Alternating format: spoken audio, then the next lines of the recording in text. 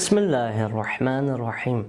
Allahümme salli ala Muhammed və ali Muhammed və accil fərcəhəm. Əziz dostlar, hər birinizi xoş gördük və qarşıdan mübarək Qədirxum bayramı gəlir və bu Qədirxum bayramı münasibətli də bütün dünya müsəlmanlarını, hətta deyərdim bütün bəşəriyyəti səmimi qəlbən təbrik edirəm. Çünki Həzrəti Əli əleyhissalamın vilayəti, Həzrəti Peyğəmbər sallallahu əleyhi buyurduğu kimi vilayət-ü Əli vilayətullah. Əlinin vilayəti Allahın vilayətidir. Yəni Allah öz vilayətini, idarəçiliyin, hökmranlığın əvvəlcə Peyğəmbər sallallahu əleyhi verdi və Peyğəmbər ilahi qanunlar çərçivəsində idarəçiliyə başladı və yəni Peyğəmbərliyə başladı. Peyğəmbərlikdən sonra isə həmin vilayət keçdi Həzrəti Əmir-əl-Müminin Əli əleyhissalama. Ona görə də bu bayram, bu imamət bayramı necə ki Həzrəti Peyğəmbər sallallahu əleyhin peyğəmbərliyi əslində bütün bəşəriyyətin öhdəsindədir. Yəni Həzrəti Məhəmməd Peyğəmbər sallallahu əleyhi bütün varlıq aləminin peyğəmbəridir. Həmin bunun kimi də Həzrəti Əli əleyhissalamın da vilayəti elə peyğəmbərin vilayəti olduğuna görə Həzrəti Əli əleyhissalamın da vilayəti, imaməti bütün bəşəriyyət üzərindədir. Ona görə də elə demək olar ki, bütün bəşəriyyətin bayramıdır. Bu münasibətlə bütün insansevər, ədalətsevər, haqsevər insanları hər birini təbrik edirəm. İndi isə keçid alaq mövzumuza. Mövzumuz Səhifə-i Səccadiyyədir və biz bura qədər birinci duanın əksər hissələrin, fəqərələrin siz əzizlər üçün oxuyub izah verdik, onun şərhini dedik. İndi isə artıq bu birinci duanın sonuncu fəqərələrin son 5-6 fəqərəsini inşallah şərhini deyərək birinci duanı başa vururuq Allahın izni ilə. İmam Səccad əleyhissalam duanın ardıncan belə buyurur ki, Bismillahirrahmanirrahim.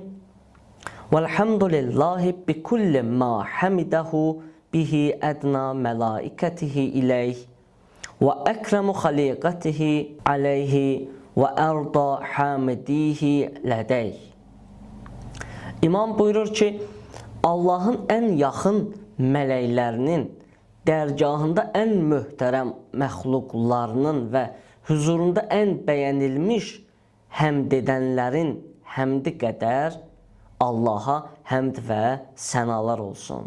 Sonra buyurur, Həmdən yəfdulu sairəl həmdi kəfədli Rabbinə alə cəmi'i xalqi.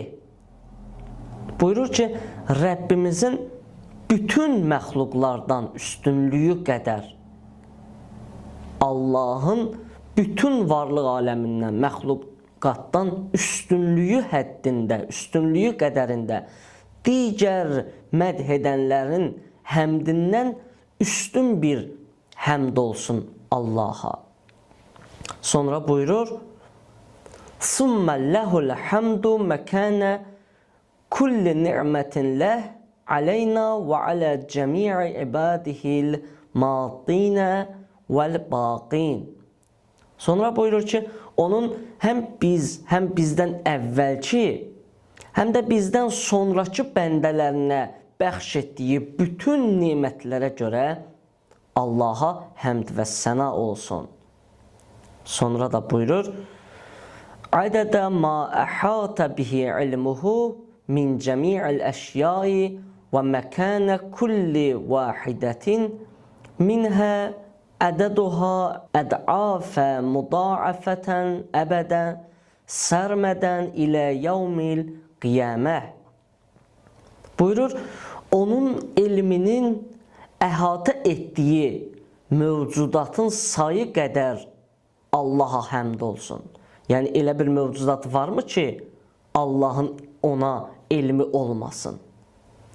Hətta onların bir neçə misli qədərində Allaha həmd və səna olsun. Sonra buyurur, həmdən la muntaha li haddih, sonu olmayan, sərhədi olmayan bir həmd. Və la hisabə li adədih, ədədə, saya gəlməyəcək bir həmd. Və la məbləğə li qayətih, və la inqita'ən li əmədih. Buyurur, hər an davam edən, sonsuzluğa qədər və hər an davam edəcək bir həmd olsun Allaha.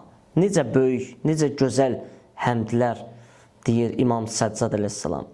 İmam Səccad əleyhissalam burada mələklərin həmdindən söhbət açdı. Yəni Allaha yaxın olan mələklərin həddi qədər, onların etdiyi həmd və şükrün həddi qədər.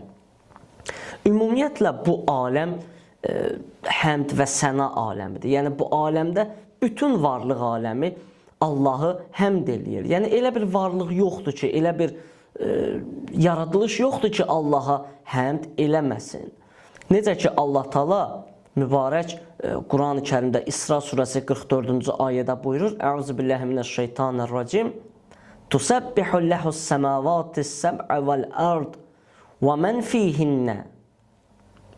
Allah Taala buyurur ki, göylərdə və yerlərdə hər nə varsa hamısı Allah'a zikr eləyir. Həmçinin onların içində nə varsa. Və in min şeyin illə yusabbihu bihamdih, velakin la tefqahuna təsbihəhum. Buyurur ki, elə bir varlıq yoxdur ki, Allahı həmd eləməsin, həmd və səna eləməsin. Lakin siz onların həmdini başa düşməzsiniz. Velakin la tefqahuna təsbihəhum. Siz onların həmdini başa düşməzsiniz. İnnehu kana haliman ghafura. Həqiqətən o həlimdir, bağışlayandır. Bütün kainat Allaha həmd etmək, onun nemətlərinə şükr edərək Allaha yaxınlaşmaq üçün hərəkətdədirlər.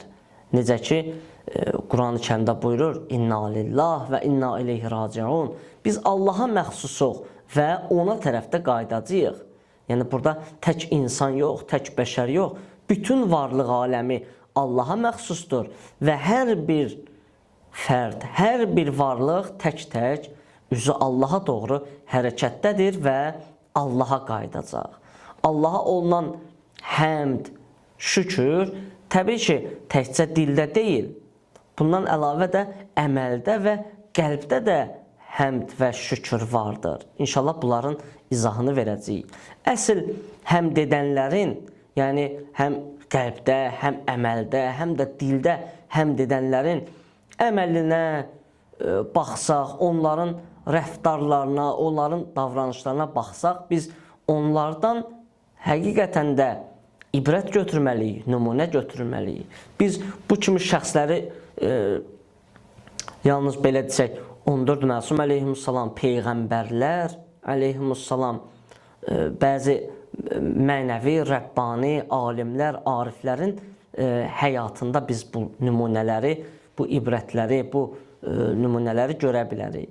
Aydındır ki, kim hər hansısa bir şəxs, təbii ki, burada peyğəmbərlər, imamlar ki, bir kənara, məsələ adi şəxsləri misal gətirsək, əgər kimsə Allaha həqiqətən bu cür həmd eləyirsə, yəni dildə, qəlbdə və əməldə həmd eləyirsə, onun mərifəti daha çox artar. Yəni Allaha daha çox artar həmin şəxsin mərifəti və bu ilahi həqiqətlərdən agah olar. Ona görə də onun belə desək, bu dünyada da xoşbəxtliyi üçün zəminə yaranır. Çünki həmin şəxs üçün xoşbəxtlik dünya həyatının xoşbəxtliyi sayılmır. Həmin şəxslər üçün, yəni ilahi həqiqətləri dərk edən insanlar üçün, ilahi mərifətə yiyələnən insanlar üçün və haqqı əda edərək, yəni Allahın haqqını əda edərək o həmdi yerinə yetirən şəxslər üçün Allahla olmaq, mənəvi həyat sürmək elə ən böyük xoşbəxtlikdir. Və həmin şəxslər də ilahi əxlaqın aynasına, güzgüsünə çevrilir.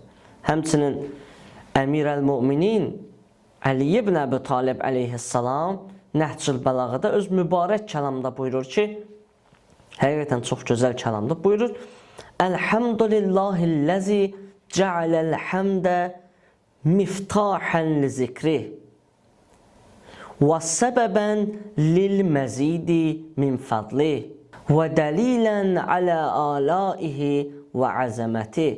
Buyurur, həmd olsun o Allaha ki, öz həmdini, yəni Allaha olunan həmdi öz zikrinin açarı qərar verdi. Öz fəzlinin, lütfünün artmasına səbəb və nimətlərinin və öz əzəmətinin nişanəsi qərar verdi. Yəni, kim həmd eləyirsə Allaha, həmd və sana eləyirsə, bu Allahın lütfünün, fəzlinin artmasına səbəbdir və bu həmçinin də Allahın zikr edilməsi deməkdir. Həmdin qeyd etdiyimiz kimi dərəcələri vardır. Əməldə həmd, dildə həmd və qəlbdə həmd. Dildə həmd etmək qəlblə bir körpü yaradır, bir birləşmə yaradır, bir vasitə yaradır. Yəni kimsə zahirdə həmd etməyi adət halına alsa, yəni dildə həmd etməyi adət halına alsa, tədricən həmin həmd qəlbə də sirayət eləyəcək, qəlbə də hopacaq və batini də insan həmd etməyə başlayacaq. Və o da qəlbin paçlanmağı deməkdir. Batində də həmd etmək odur ki, bir şey üçün yəni həyatında nə baş verirsə, ümumi olaraq hər bir şey üçün Allahla razılaşırsan. Yəni rızayət məqamıdır bu. Dildə həmd etmək insanın həmçinin əsl şəxsiyyətinin formalaşmasında da öz böyük rolunu göstərir. Çünki insan həmd edir, razılaşır və belə desək, Allahın nəzərində, Allahın gözündə ucalır, Allahın nəzərində ucalır və Allah da həmin şəxsi artıq digərlərinə möhtac eləmir və digərləri də, yəni Allah Taala elə bir şərait yaradır ki, bir hədis-i qüdsüdə vardır, indi yadıma düşdü. Allah Taala buyurur ki, mənə bəndə ol, mənə itaət elə, mənim bəndəm ol, mən bütün aləmi sənə bəndə eləyim. Yəni, insan həqiqətdə xəlifətullahdır da, Allahın xəlifəsidir. Yəni, bu çərçivəyə sığan insan, bu çərçivədə olan insan həqiqətən də Allahın xəlifəsi sayılır, hesab olunur. Ona görə də Allah Taala həmin şəxsi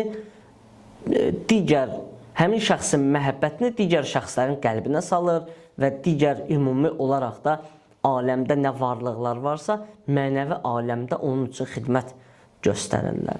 Lakin batini həmd etməklə insanın qəlbi paçlanır, ruhu paçlanır və insan bu məqam əsasən seyr-sülukda böyük rol oynayır. Yəni, insan mərifətə ucaldıqca, hikmət əsasında, yəni hikmətlərlə dolduqca onun qəlbi tədrici şəkildə batini həmd həmin məqamlarda öz sözünü deyir, özünü belə göstərir.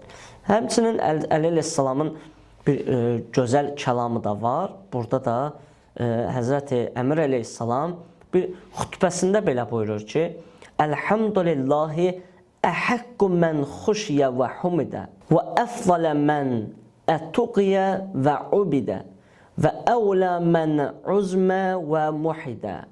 Buyurur ki, həmd qorxulmağa və həmd edilməyə layiq olan, təqva edilməyə, yəni ondan qorxmağa, ona qarşı təqvalı olmağa, ibadət olunmağa ən üstün olan, ucaldılmağa, yəni ki, ondan başqa kimi insan ucalda bilər, uca tərif deyə bilər, ucaldılmağa və vəhdaniyyətinə, təkliyinə etiraf edilməyə daha da layiq olan, uca Allaha məxsusdur.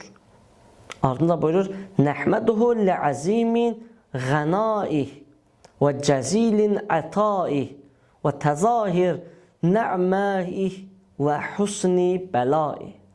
Buyurur, biz onu böyük zənginliyi, qəniliyi, səxavətliyi, əta etməyi, nemətləri əta etməyi, nemətlər və gözəl imtahan müqabilində biz ona həmd edirik. Ümumiyyətlə, insan Rəbbinə çoxlu layiqincə həmd etsə, onu sonsuz nemətlərinə qərq olduğunu duyar, hiss eləyər və görər.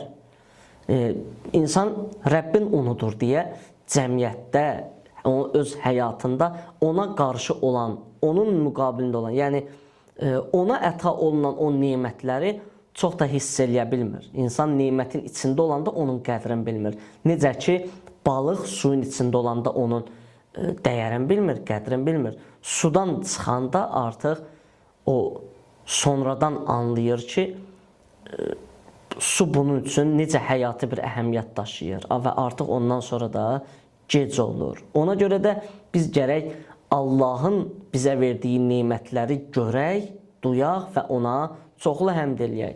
Ondan qeyri bir şey yoxdur onsuz da bu aləmdə. Məhz onun müqabilində, bəs bu zaman, yəni insan o yalnız Allahın nemətlərini gördükdə, yalnız Allahı gördükdə, o zaman onun batinindən bütün pisliklər, çirkinliklər uzaqlaşır və onun qəlbi, ruhu paçlaşır. Ondan sonra artıq o tək özünü düşünmür, yəni zahiri həyatını düşünmür. Bu yalnız özünü düşünmür və digərlərini də düşünməyə çalışır. Onların da həm maddi cəhətdən, həm mənəvi cəhətdən Allaha doğru getmək üçün onlara dəstək göstərməyə çalışır, onlara yoldaş olmağa çalışır və onlara bu yolda öz dəstəyin əsirgəmir. Həzrəti Peyğəmbərin həmdini biz İmam Sadiq əleyhissalamın dili ilə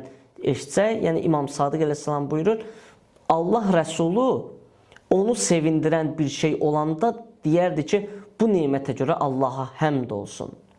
Və onu kədərləndirən bir iş olanda da deyərdi ki, hər bir halda Allaha həmd olsun. Beləliklə, hər bir varlığın batini və mənəvi ehtiyaclarından və əsas vəzifələrindən biri də, bəlkə də elə birincisi, Allaha həmd və səna etməkdir. Mövlana Cəlaləddin Rumi öz məsnəvisində çox gözəl bir, irfani bir şeirdə belə buyurur ki, cümlə zərrat-ı aləm dər nəhan, ba tu mi guyənd ruzan و şəban. Ma səmi'im və bəsir و باهوشیم, با شما نامهرمان ما خاموشیم. از جمادی سوی جان جان شوید، غلغل اجزای aləm beşnəvid. Buyurur ki, bütün aləmdə olan zərrələr gizli şəkildə səninlə danışır gecə gündüz. Biz eşidən, görən və ayıq olanlarla birlikdəyik. Siz naməhrəmlərə isə biz danışmırıq, biz onlarla yoxuq. Cansız bədəndə canına doğru yönəl. Bu cansız bədəndən cananın canına doğru yönəl. Aləm üzvlərinin coşqun, gözəl, əzəmətli səsini eşit. Yəni o aləmin zikrini eşit. Yəni qəlbini paçla, özünü qoy qırağa, öz nəfsini qoy qırağa, Rəbbinə doğru yönəl. Bəs o zaman sən Allahın bəndələrinin, yəni bütün bu varlıq aləmin zikrini eşidəcəksən. Qəlqəli əczai aləm beşnəvid. İmam Səccad əleyhissalam duanın ardınca belə buyurur ki, həmdən yəkunu vuslətun ilə taati və əffi və səbəbən ilə ridvanihi və zari'ətən ilə məğfirətih və təriqətən ilə cənnətih və xafiran min nəqimətih və əmnən min qadabih və zahiran alə taatihi və hacizən ən məsiyyətih və avnən alə tədiyyəti haqqihi və vəzaif. Buyurur, biz onun itaətinə, yəni Allahın itaətinə və nemətinə, bizi Rəbbin nemətinə, onun itaətinə, razılığına və əffinə səbəb olan, cənnətinə yol açan, intiqamından pənah verən, qəzəbindən amanda saxlayan və itaətinə yardım edən, ona qarşı günahdan saxlayan, haqqını ödəməyə kömək edən bir həmd və səna olsun. Necə gözəl bir kəlamdır, necə gözəl bir həmddir. Biz həqiqətən də Əhl-i Beyt qapısından başqa heç bir yerdə belə gözəl dualar, belə gözəl münacatlar həqiqətən heç yerdə tapmaq mümkün deyil. Ümumiyyətlə, həmd nə deməkdir? Həmd üstünlüyü, kamilliyi ifadə etmək, iqrar eləmək, izhar eləməkdir. Yəni, sən bir məsələyə görə Allaha həmd eləyirsənsə, Rəbbə həmd və sana eləyirsənsə, mənası budur ki, elə ən düzgünü budur, ən ucası budur, ən böyüyü budur, ən yaxşısı budur deməli. Deməli, bu varlıq həkimdir, hikmət sahibidir ki, ən düzgünün bu eləyir. Yəni, Allah Teala. Dildə də olan həmd, həmçinin kamilliyin iqrarıdır. Sadəcə sözlərlə ifadə olunur. Yəni, qəlbdə, əməldə olmasa da sözlərlə ifadə olunur. Kimsə zahirən həmd eləyir. Yəni, biz təkcə dildə həmd eləyənləri kənara atmaq da olmaz. Yəni, ola bilər bir nəfər ümumiyyətlə dindən kənar adamdır, dindən uzaq adamdır. Onun ki, dindən o qədər də anlayışı olmur. Və Allaha qarşı ən gözəl rəftarı bunda görür ki, elə sadəcə desin ki, həmd olsun Allaha. Elə bu kəlmədə görür. O, elə onun üçün Allah tərəfindən bir yüksək həddə qəbul olunur. Yüksək dərəcədə qəbul olunur. Çünki hədislərdə də var ki, kim Rəbbinə qarşı hansı zəndədirsə, Allah o şəxslə o zənn əsasında rəftar eləyər. Əgər Allaha qarşı suizən eləyərsə ki, mən cəhənnəm əhliyəm, mən beləyəm, mən eləyəm, Allah məni bağışlamayacaq, bu əslində böyük bir günahdır. Yəni, deməli, Rəbbi də elə ondan o cür rəftar eləyəcək. Lakin kimsə Allahın rəhmətinə ümidvar olsa, ona daim hüsn-i zənnlə yanaşsa, Allah da həmin şəxslə elə bu hüsn-i zənn əsasında rəftar eləyəcək. Əməli həmd belədir ki, bayaq dediyim kimi, dildə olan həmd sadəcə dillə ifadə olunur, sözlərlə ifadə olunur. Əməli həmddə isə, əməli həmddə ki, bu üstünlüyü, bu kamilliyi əməli şəkildə, praktiki şəkildə, yəni ibadət formasında sən Allaha göstərirsən, eləyirsən. Yəni ibadət, namaz, oruc və bu kimi məsələlər. Qəlbdə olan həmd isə insanın qəlbinin paçlığının nişanəsidir. Yəni, insan əgər öz qəlbin paç saxlasa, günah eləməsə, günahlardan uzaq saxlasa, qəlbini paçlandırsa, elə bu Allaha olan həmdin göstəricisidir. Bəndə əgər Allaha həqiqi mənada həmd etsə, qəlbdə də, dildə də, əməldə də həmd etsə, bu insan öz qəlbini, həyatını, ömrünü Allahın nuru ilə doldurar, mənəviyyatla doldurar, kənar amillər uzaqlaşar və həmin şəxs Allahın, bayaq qeyd elədiyimiz kimi, həmin cəmiyyətdə, həmin ürfdə bir xəlifəsinə çevrilər, bir nuraniyyətinə çevrilər. Yəni, təbii olaraq heç kim pis adamları nümunə gətirmir heç kimə. Hər zaman, məsələn, biz görürük ki, bir insan əxlaqlıdır, ədəblidir, Allahın müəyyən sifətlərini özündə daşıyır və başqa bir valideyn öz övladına onu göstərir ki, bax o gör necə ağıllı adamdır, bax o gör necə yaxşı adamdır, onun kimi ol.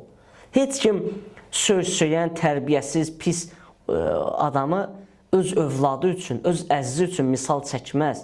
Deməz ona oxşa, ona bax, gör necə yaxşıdır. O əslində heç yaxşı deyil ki, onu da misal çəksinlər. Və bu da ilahi nurun təcəllisi olduğuna görə və insan da kamilliyə meyilli olduğuna görə o gözəlliklər hamı tərəfindən gözəl olaraq qəbul olunur. Əsl ibadət, itaət və bu kimi məsələlərdə ən gözəli ilahi əxlaqla əxlaqlanmaqdır və ibadət də həmçinin xalis olduqda, yəni bu formada edildikdə Allah tərəfindən qəbul olunur. İmam Səccad əleyhissalamın da bu duasında, həmin bu fəqərələrdə də Allah dərgahında qəbul olunan salih əməllərə də işarə olunur həmçinin. Ki biz bunları dedik sizə. İmam Səccad əleyhissalamın bu duasındakı bu fəqərələrlə bağlı, həmin bu mövzularla bağlı bir dənə də Quran ayəsi var, bu qeyd elədiyimiz məsələ ilə bağlı. Allah Taala mübarək Fatir surəsinin 10-cu ayəsində də buyurur ki, pak sözlər ona tərəf ucalar. Onu ucaldan isə salih əməllərdir. İleyhi yes'adul kelimut tayyibu vel amelu salihu yerfa'uhu. Onu ucaldan da həmçinin salih əməllərdir. Təbii ki, həmd Allaha məxsusdur və burada əliflamla gələndə, yəni əl-həmd deyiləndə, bu o nəzərdə tutulur ki, bütün həmdlərə şamil olunur. Yəni, hər hansısa bir tək bu mövzuya aid edilən həmd yox, məsələn, nemətə görə həmd yox. Bütün mövzulardakı həmd nəzərdə tutulur. Yəni, əl-həmd, əlhəmdülillah deyəndə, yəni bütün nə həmdlər, nə qədər həmdlər varsa, hər biri, hansı mövzularda həmd varsa, hamısı Allaha məxsusdur. İmam Əli əleyhissalamda bir mübarək hədisində buyurur ki, kimin qəlbi Allaha qarşı təvazükar olarsa, bədəni də Allahın itaətindən usanmaz. Mən təvazəə qalbuhu lillahi ləm yəsəmu bədənuhu min taətilləh. Kimin qəlbi Allaha qarşı təvazükardırsa, onun bədəni Allaha qarşı ibadətdən usanmaz.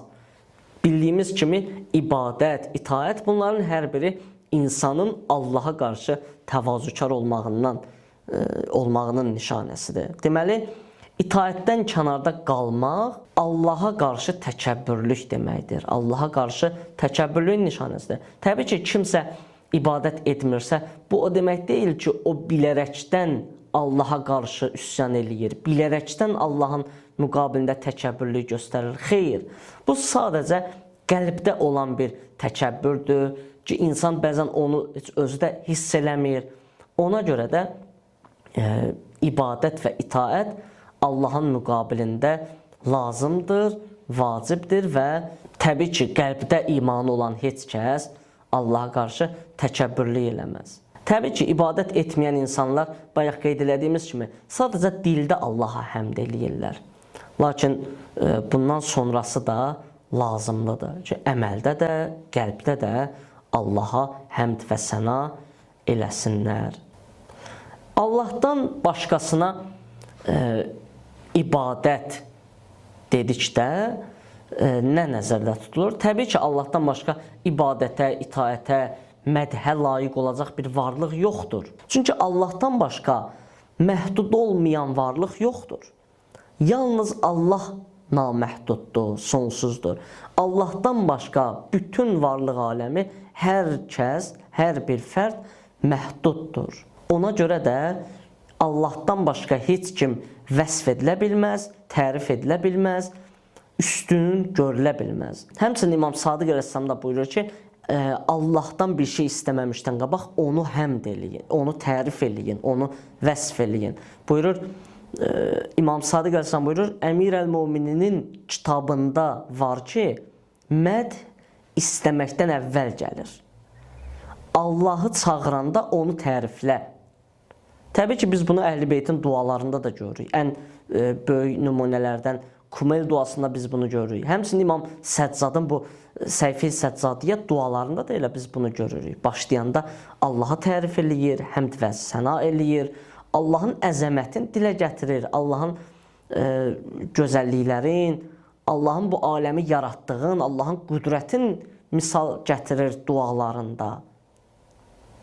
Məsələn, İmam Əli əleyhissalam buyurur ki, La firarə min hukumətik. Sənin hökumətindən, sənin hakimiyyətindən hara qaçmaq olar ki? Hər yer Allahındır, Allaha məxsusdur. Və buna görə də bu neməti ki, Allah Taala bizə veribdir, bu həyat nemətin, bu aləmin, yaradılışın, bu nemətləri ki, Allah sonsuz nemətləri bizə veribdir,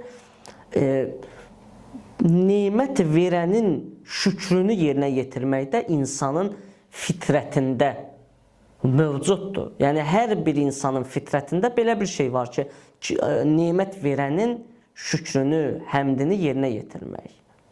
Allah Taala buyurur ki, Ləin şəkərtum ləəzidənləkum və ləin kəfərtum inni əzəbi ləşədid.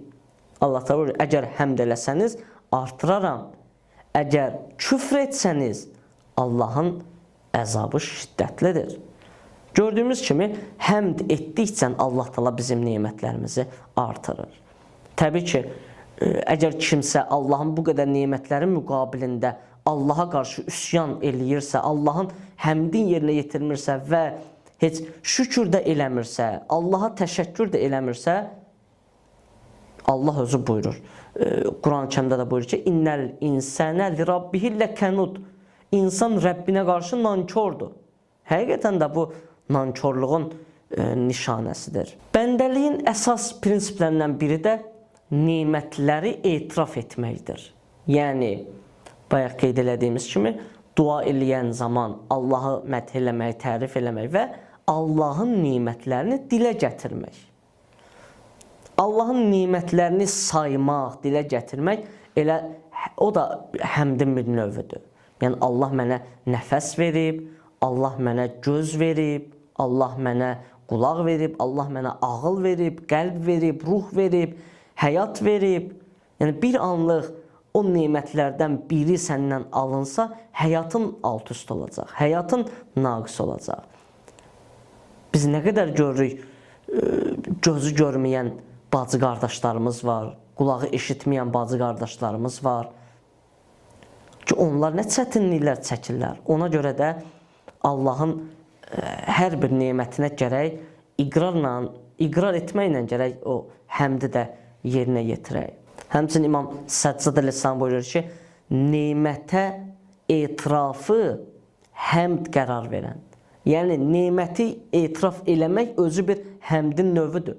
Nemətə etiraf etməyi həmd qərar verən, şükr etməkdə aciz olmağı etiraf etməyi də şükür qərar verən Allah pak və münezzəhdir. Yəni, Allahın müqabilində özümüzü aciz bilməyimiz də Allaha olunan bir həmd və sənadır. İmam Əli əleyhissalam da belə buyurur ki, onun lütfündən bir an belə məhrum deyilsən. Həzrəti Əli əleyhissalam bir şəxsə, Haris Həmədani adlı bir şəxsə məktubunda belə yazır ki, bütün işlərində Allaha itaət et. Çünki Allahın itaəti hər şeydən üstündür. Və əti'ullahə fi cüməli umurik fə innə ta'ətəllahi fadilət alə ma səvaha. Allahın itaəti hər şeydən üstündür. Son fəqərədə İmam Səccad əleyhissalam belə buyurur, həmdən nəs'ədu bihi fis-su'ədai min əvliyai bihi və nəsiru bihi fi nəzmiş-şühədai bisuyufi ə'daihi innəhu vəliyyun həmid. Buyurur, Allaha elə bir həmd olsun ki, elə bir həmd ki, həmin həmdin vasitəsilə onun dostlarından olan səadətlilərdən olaq. Yəni, kimlər ki, səadətə çatıb, onlardan olaq o həmd vasitəsilə. Deməli, həmd etmək insanı səadətə çatdırır. Və onun sayəsində düşmənlərinin qılıncları ilə şəhid olanların sırasına qoşulaq. İmam Səccadın bu sözü əsasında demək istəyir ki, yəni nəticə alırıq ki, çoxlu həmd etmək insanı həmçinin ən gözəl,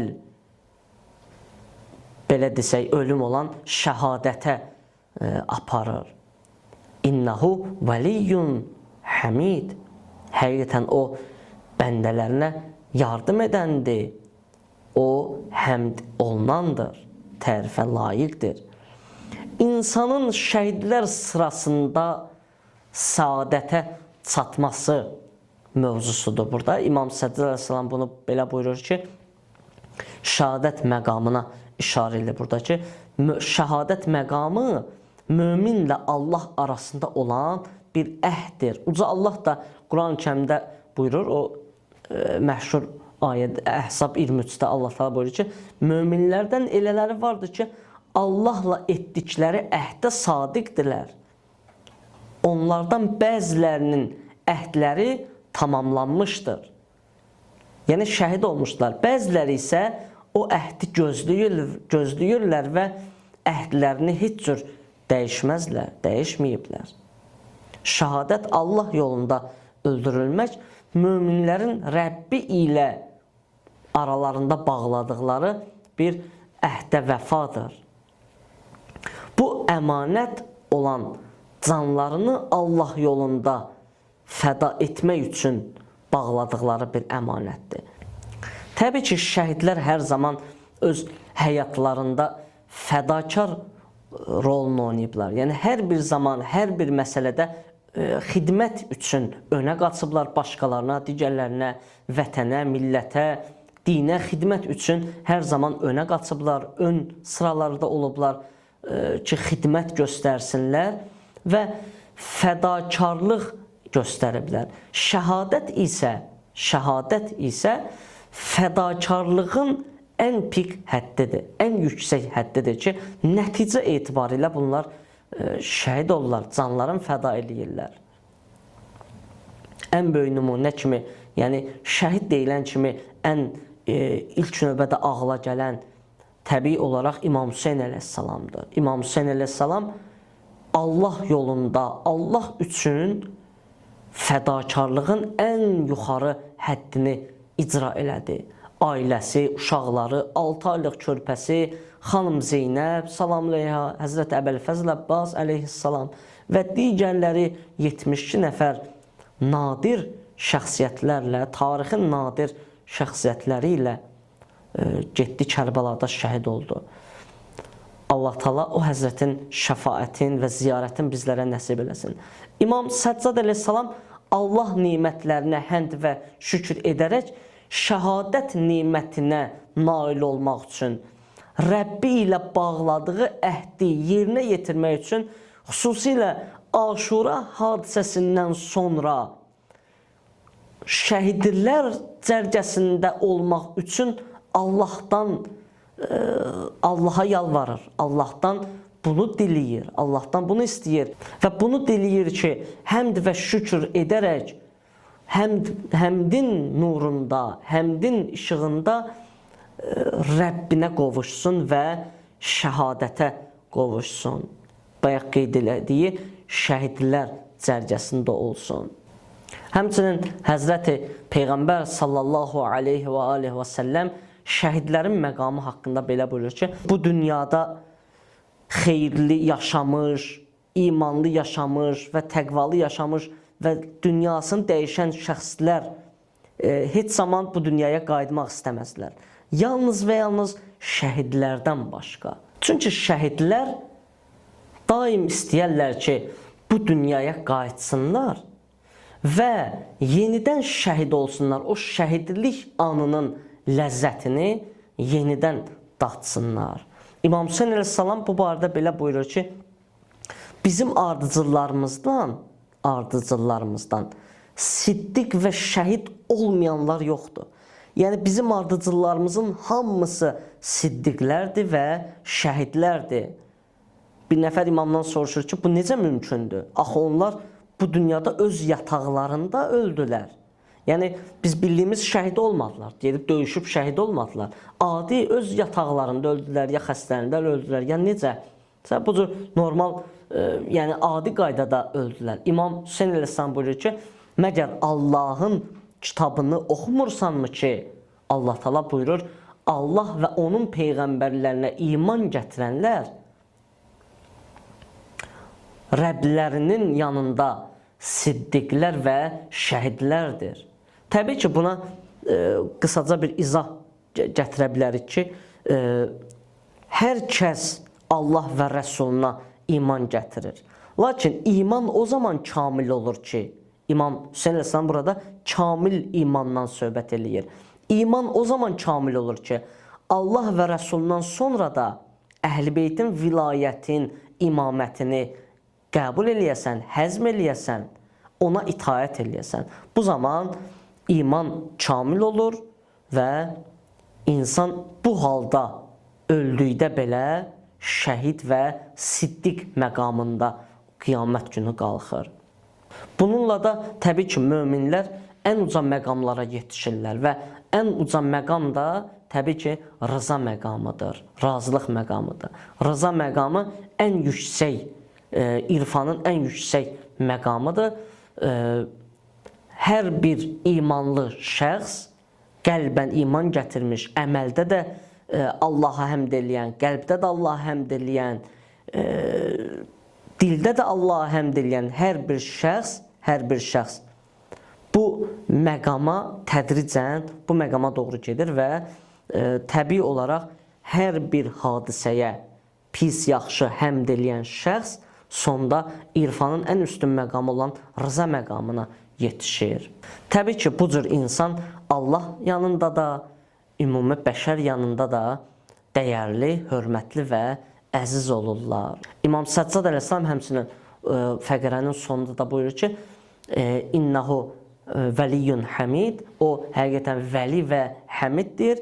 Yəni Allah möminlər üçün möminlərin dostudur. Bu Quran-ı Kərimdə də var. Allahu vəliyyullezine əmənu. Allah möminlərin dostudur və həmd yalnız və yalnız ona şamil olur. Allaha şamil olur. Təbii ki, Allahın dostu da elə şəhidlərdən hesab olunur. Əziz dostlar, bacı və qardaşlar, deməli birinci duanı tamamladıq və hər birinizi uca Allaha tapşırıram. İnşallah ikinci duada hər birinizi yenidən huzurunda, xidmətində olacağıq. Vəssalamu aleykum və rəhmətullahi və bərəkətuh.